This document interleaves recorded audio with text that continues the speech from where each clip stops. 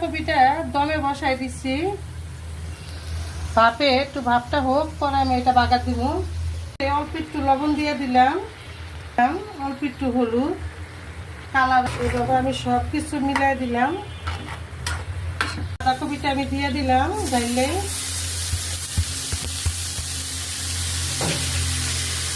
সাথে দিয়ে দিলাম স্বাদ অনুযায়ী লবণ,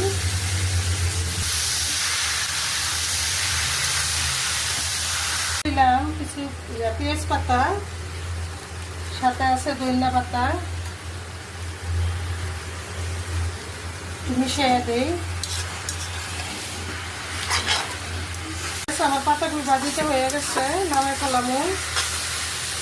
আমি দুটো চুলায় রান্না বসাই দিচ্ছি, আজকে দেরি হয়ে গেছে।